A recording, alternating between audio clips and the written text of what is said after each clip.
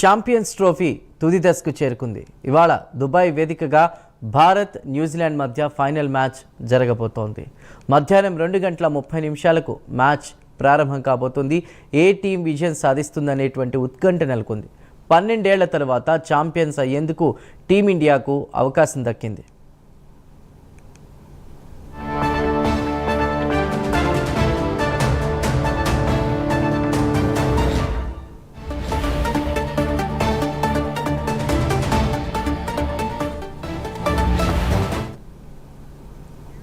League దశలో భారత జట్టు 3 మ్యాచ్ల్లో విజయం సాధించింది. లీగ్ దశలో వరుసగా బంగ్లాదేశ్, పాకిస్తాన్, న్యూజిలాండ్పై గెలిచి గ్రూప్ ఏలోని టాప్ ప్లేస్లో నిలిచి సెమీస్కు చేరింది.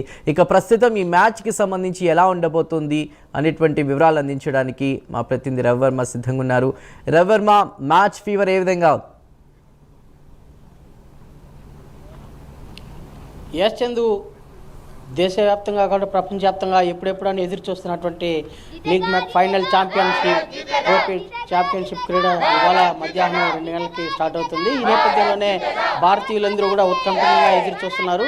క్రికెట్ ఛాంపియన్షిప్ అంటే న్యూజిలాండ్పై గత 12 సంవత్సరాల ముందు ఇదే స్టేడియంలో జరిగిన క్రికెట్ మ్యాచ్ ఇవాళ మరోమారు తలపడతా ఉంది న్యూజిలాండ్తో. దీనికి సంబంధించిన క్రీడాకారులందరూ కూడా ఏడున్నారు. వారిని అడిగి మరింత వివరాలు తెలుసుకున్నాం. సార్, ఇవాళ న్యూజిలాండ్తో ఫైనల్ మ్యాచ్ తలపడతా ఉంది. దీన్ని ఎలా భావించాలి? మీరు క్రికెటర్గా మీరు ఎలా భావిస్తున్నారు? ఖచ్చితంగా చాలా ఆనందంగా ఫీల్ అవుతున్నాం. ఎందుకంటే 2000 సంవత్సరంలో జరిగిన ఛాంపియన్స్ ట్రోఫీ ఫైనల్స్లో ఇదే న్యూజిలాండ్తో మనం మొదటి ఛాంపియన్స్ ట్రోఫీలో ఓడిపోయాం. ఇప్పుడు రోహిత్ శర్మకి ఇది ఒక మంచి అవకాశం. ఇదే న్యూజిలాండ్ పైన విజయం సాధించి అద్భుతమైన విజయం ప్రతీకారం తీసుకుంటున్నాం. అలాగే రోహిత్ శర్మ తన ఖాతాలో 2వ ఐసీసీ ఛాంపియన్షిప్ ట్రోఫీని తన ఖాతాలో వేసుకోబోతున్నాడు. ఈ రోజు రోహిత్ శర్మ తన బాడీ లాంగ్వేజ్లో గతంలో జరుగుతున్నటువంటి తప్పులను సరి చేసుకున్నాడంటే, బాడీ లాంగ్వేజ్ని ఒకటి మార్చుకున్నాడంటే ఖచ్చితంగా సింగిల్ హ్యాండెడ్గా రోహిత్ శర్మ మ్యాచ్ని గెలిపిస్తాడు. అదే అలాగే టీంలో ఏమైనా మార్పుల అవకాశం ఉంటుంది? మార్పులు ఏం అవకాశం లేదండి. ఎందుకంటే ప్రతి ఒక్కరు బౌలర్లు ఎవరైతే ఉన్నారో స్పిన్నర్లు వాళ్ళు టాప్ మోస్ట్ బౌలింగ్ చేస్తున్న 4 స్పిన్నర్లు, అలాగే మిడిల్ పేసర్లు 2 హర్షిత్ రాణా, మన సెమీ కావచ్చు, వీళ్ళు కావచ్చు, మళ్ళీ హార్దిక్ ఎలాగో ఆల్రౌండర్ ఉన్నాడు కాబట్టి ఇబ్బంది ఏం లేదు. అదే బౌలింగ్ ఆర్డరు, అదే బ్యాటింగ్ ఆర్డర్తో కొనసాగాలని నేను కోరుకుంటున్నాను. అంటే ఇవాళ దాదాపు ఈ 12 ఏళ్ళ తర్వాత తలపడతా ఉంది.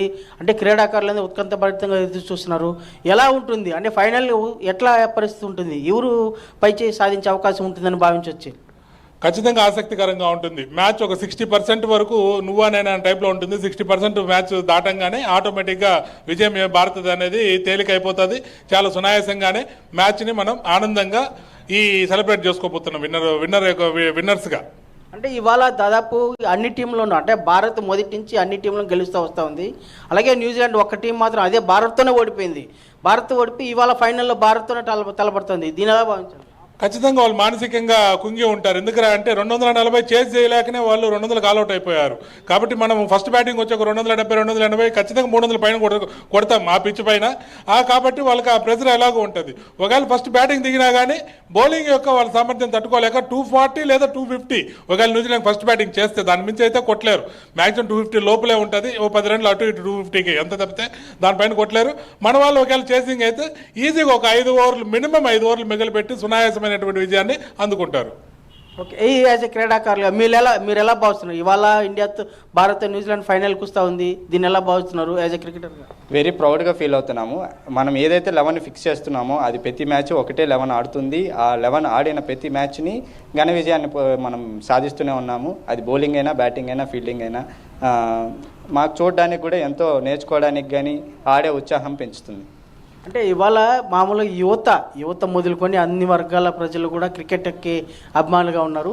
ఈ నేపథ్యంలో ఛాంపియన్ ట్రోఫీ ఫైనల్ గతంలో ఇదే ట్రోఫీలో న్యూజిలాండ్తో ఓడిపోయింది. ఇవాళ మరోమారు ఫైనల్కి తలపడుతుంది. దీనిలా ఖచ్చితంగా గెలిపైతే మందే.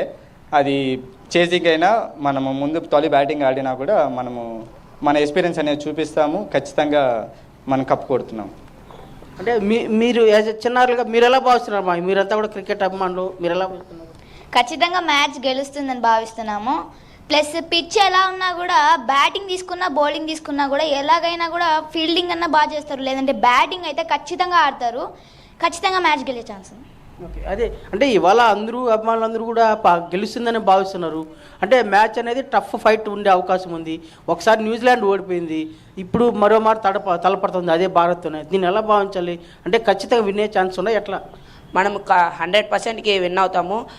ఎంత టఫ్ సిచ్యువేషన్స్ ఉన్నా కానీ మన భారత్ అనేది చాలా కామ్గా ఆడుతుంది. అలాగే చేజింగ్లో అయితే మన రన్ మిషన్ విరాట్ కోహ్లీ ఉన్నాడు. లాస్ట్ టైం కూడా 80 రన్స్తో మన ఆస్ట్రేలియాతో సెమీస్లో గెలిపించాడు. అట్లాగే చూసుకుంటే బౌలింగ్లో మన వరుణ్ చక్రవర్తి, మొహమ్మద్ షమి, హర్షిత్ రాణా మంచి ఫామ్లో ఉన్నారు. వాళ్ళు మంచి పర్ఫార్మెన్స్ చూపిస్తే ఇండియా ఖచ్చితంగా గెలుస్తుంది.